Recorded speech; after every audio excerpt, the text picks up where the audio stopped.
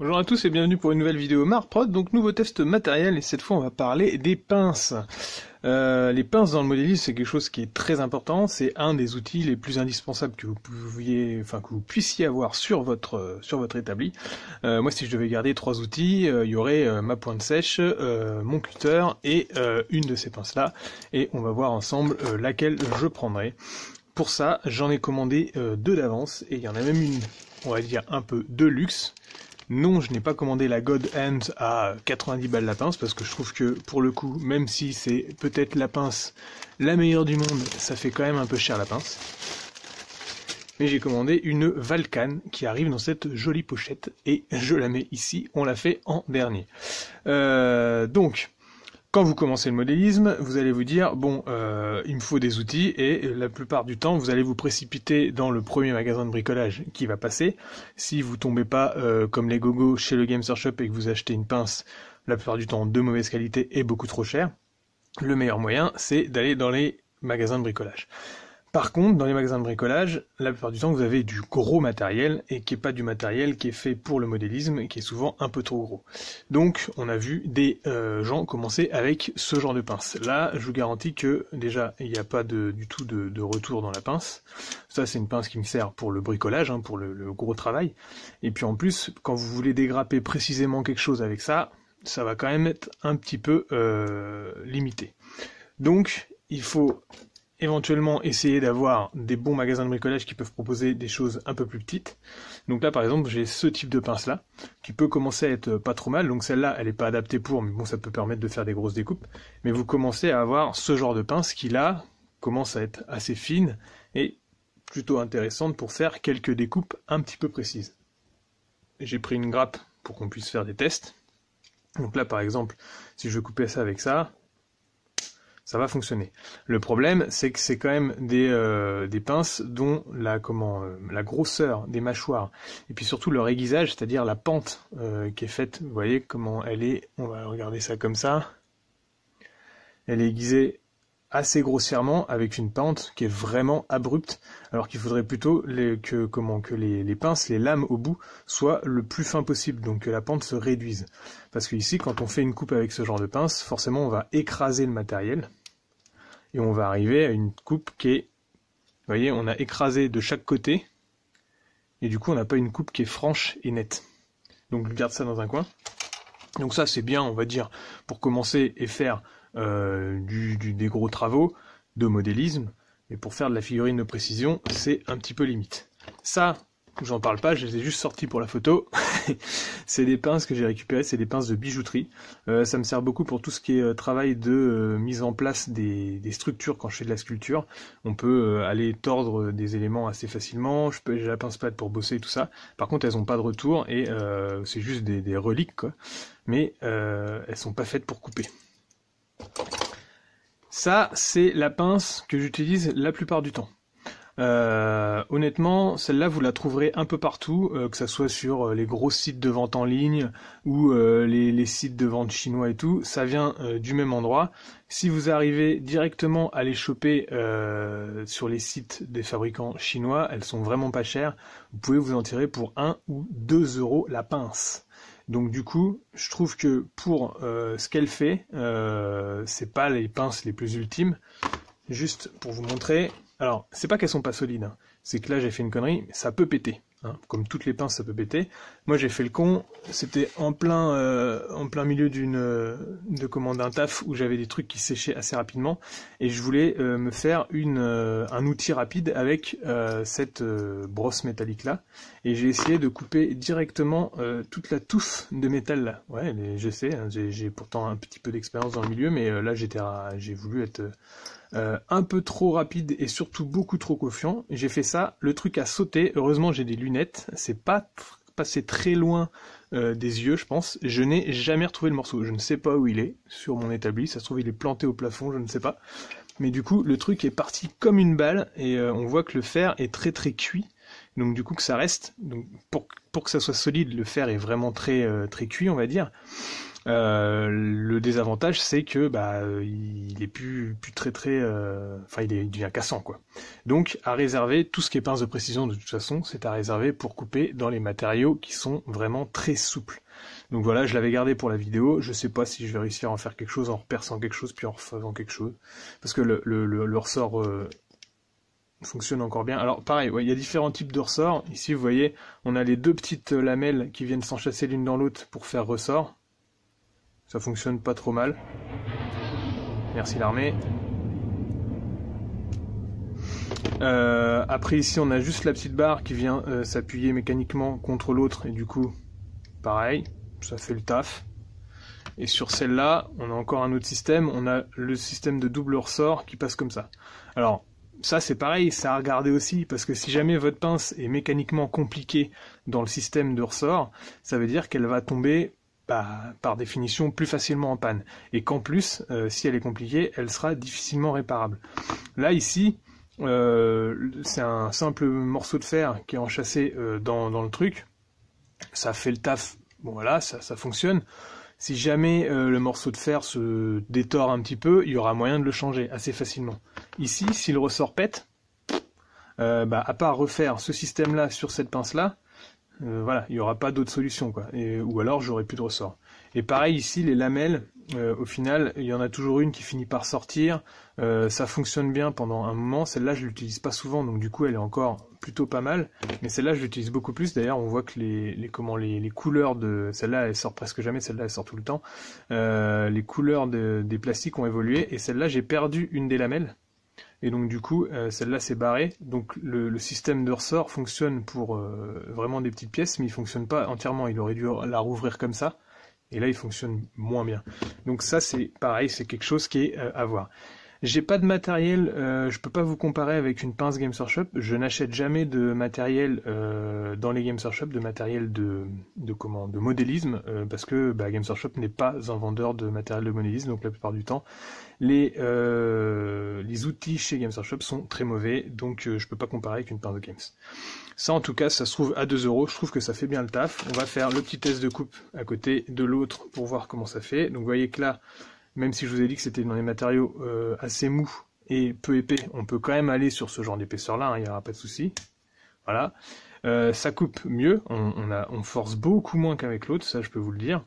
Par contre, on est toujours sur le même système, c'est-à-dire que les pentes, même si elles sont un peu plus faibles ici que sur la grosse pince qui est ici, on est toujours sur un écrasement du matériel. On est toujours sur les deux lames de coupe qui vont écraser le matériel et qui du coup font pas une coupe franche. Donc c'est toujours un petit peu gênant.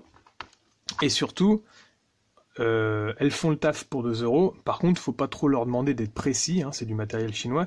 C'est-à-dire que vous pouvez retrouver, alors celle-là je l'ai retaillée moi-même, hein, donc c'est pour ça qu'elle a vraiment une forme différente. Mais vous pouvez trouver vraiment des pinces avec les lames qui sont très longues, d'autres avec les pinces qui sont un petit peu plus courtes. C'est un fer si vous avez des roues des meuleuses qui s'aiguisent plutôt pas mal, mais faut pas trop leur demander de précis. Par exemple celle-là, vous voyez comment elle fait, elle a cette lame-là qui est beaucoup plus longue que l'autre, donc bon, ça permet d'aller chercher les trucs, mais certainement je vais devoir la retailler un petit peu. Je trouve qu'elles font le taf, mais c'est pas non plus la panacée. Mais disons que pour 2 €, on va pas trop leur demander, et je trouve qu'elles sont vraiment plutôt pas mal. Celle-là, la Valkan, non c'est pas la Valkan, celle-là c'est la Knipex, autant pour moi. La Valkan c'est la dernière qu'on va voir ici. La Knipex, c'est du matériel germain, donc allemand, c'est vraiment du bon matos, je trouve. Elle est un petit peu grande et grosse, hein, quand on leur demande des pinces de précision. Voilà, on est plus ou moins sur les mêmes types de mâchoires ici, mais celles-là me paraissent un peu plus fines quand même et aiguisées, bien que celui-là, on sent que c'est des catégories et des qualités de matériaux qui sont quand même bien meilleures. Donc celle-là, je viens de la recevoir. Je m'en sers pas encore énormément, mais elle me paraît plutôt pas mal. Donc on va faire le petit test de coupe ici. Voilà, bon. J'ai l'impression que je force quand même un peu plus qu'avec celle-là. Alors peut-être qu'elle est... De toute façon, les pentes sont pas aussi aiguisées. Les lames sont pas aussi aiguisées que... Enfin, sont pas de la même... Donc là, on a une coupe un peu plus franche, mais toujours un écrasement des matériaux. En fait, c'est simple, c'est que vous avez votre barre, et de chaque côté, vous avez 2 lames qui coupent. Et du coup, ça va appuyer sur le matériau, ça va couper, et puis fendre en fait au milieu, et donc du coup, votre coupe sera pas franche. Alors que si vous voulez une coupe franche, les pinces les plus précises et les God Hands, donc pour ceux qui connaissent pas, la God Hand c'est la pince, c'est un peu le dieu de toutes les pinces. C'est une pince qui peut aller jusqu'à entre 70 et 90 balles la pince, c'est un truc hallucinant, c'est fait au Japon. Alors on sait que les Japonais font du matériel de fou au niveau de tout ce qui est matériel de précision, ça c'est clair. Mais j'ai l'impression quand même que 90 € c'est un peu cher pour une pince, et moi je pouvais pas me le permettre. Donc je n'ai pas pris ça. Par contre, il paraît qu'elles sont top. Et là, auquel cas, quand vous avez votre matériel à couper, vous avez en fait une seule lame déguisée. C'est-à-dire que d'un côté, vous avez une lame aiguisée, et de l'autre, vous avez une enclume. C'est comme ça que ça s'appelle. Donc vous posez votre pince de chaque côté du matériel, et il y a une seule lame qui va venir presser le matériel et le scier. Du coup, normalement, il paraît que votre coupe est plus simple. Est-ce qu'on peut quand même aller dans la précision avec ce genre de pince-là? Par exemple, si je voulais araser un des détails, oui, je pense. Donc, c'est-à-dire que là, on la met à plat et on coupe ce genre de truc. Bon, ça saute, mais on arrive à raser ce genre. On peut faire la même chose avec celle-là. On peut. Et puis en plus, avec la finesse, on peut aller chercher dans les coins les petites choses. Là, par exemple, si je peux couper celui-là, voilà, on va réussir à couper. Par contre, ça va toujours déchirer un peu le matériel. La Valcane, elle arrive comme ça. Donc celle-là, elle devait être à 15 ou 16 € au moins. La Valcane, elle est 10 € de plus, donc elle est à 26, je crois, je l'ai eu. Je dirais 25 balles pour une pince. Si c'est un truc, si vous voulez un truc de précision, ça passe. On la reçoit dans une petite truc comme ça.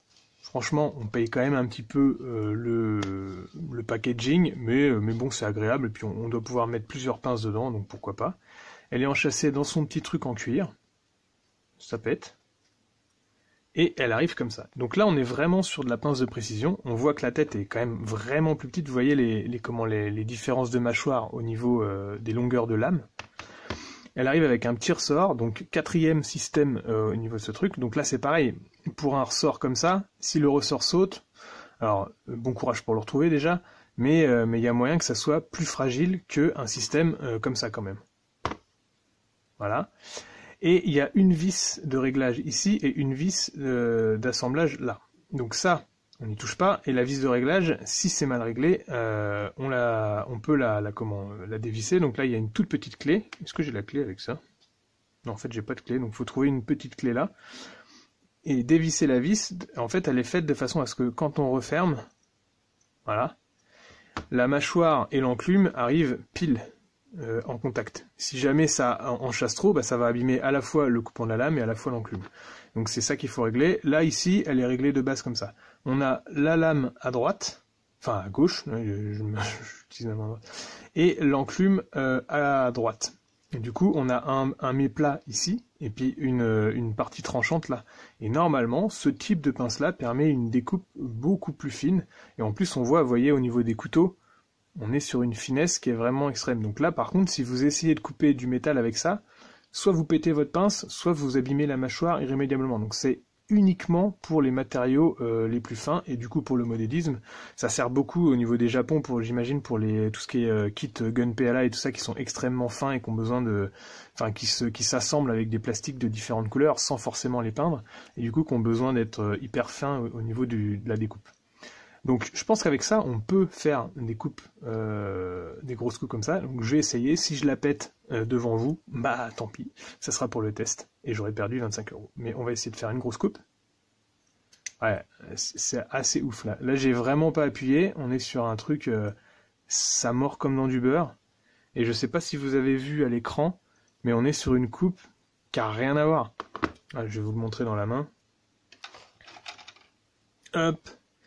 Donc, à gauche, vous avez la coupe avec une pince mâchoire classique. À droite, vous avez la coupe avec une pince lame enclume. Voilà, hein, le test se fait en lui-même. On a une coupe qui est vraiment complètement franche. C'est vraiment, vraiment top. les affûtages sont bien faits, la pince et les lames sont fines, donc du coup si je veux aller chercher des tout petits détails, je vais pas avoir de mal, puis en plus ça va me faire une coupe vraiment sympa. Voilà, vous voyez, je force vraiment pas là. Franchement là, bah, on peut faire le test à 2 doigts. Si je vais choper ce genre de truc avec celle-là, bon à 2 doigts je vais y arriver, hein, c'est pas le problème, mais voilà, j'ai un peu de mal. Là, ok, je sais pas où c'est parti. À peu près la même puissance. Hein. Puis on va faire le test avec celle-là aussi.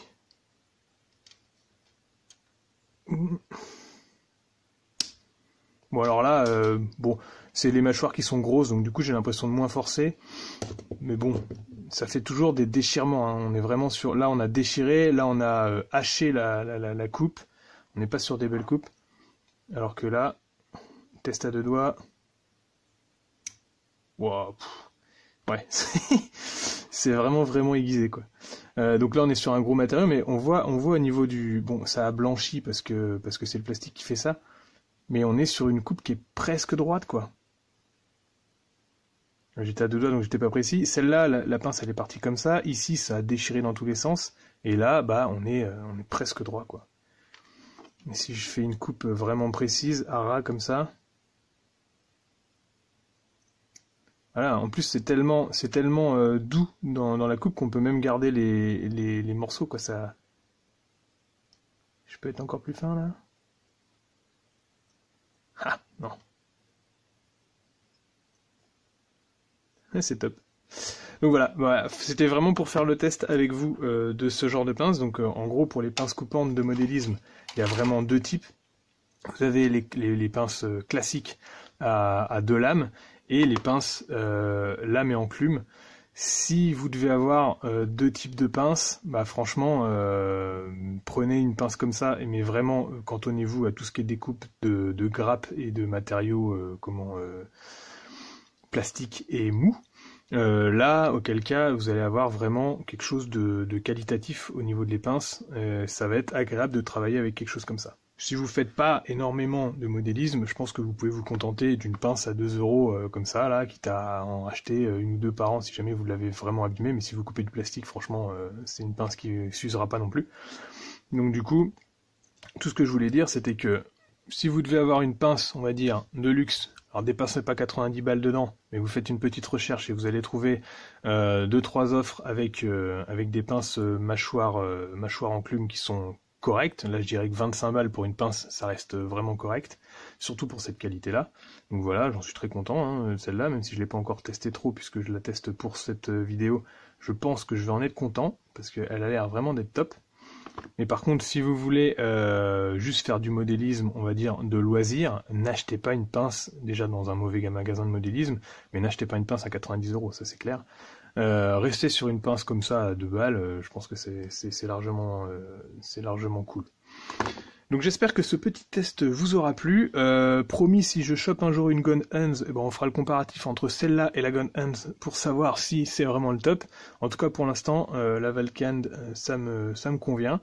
J'ai pas eu de réponse des marques qui j'avais contacté pour éventuellement faire les reviews de pinces, donc tant pis pour elles. C'est dommage parce que je crois qu'il y a un revendeur français d'une pince de ce type-là. Et bah tant pis. Mais en tout cas, moi j'ai commandé la mienne sur Amazon. Hein, j'aime pas faire de la pub pour eux, mais je vous remettrai le lien dans la description de cette vidéo-là. Cette vidéo n'est pas sponsorisée, mais en tout cas, voilà, j'ai pas dépensé quand même 25 € pour rien, parce que je pense que cette pince-là, ça va être un petit peu mon must-have pour tout ce qui est dégrappage de finesse. Merci à tous de me suivre, à bientôt pour un autre test matériel, et puis achetez du bon matos.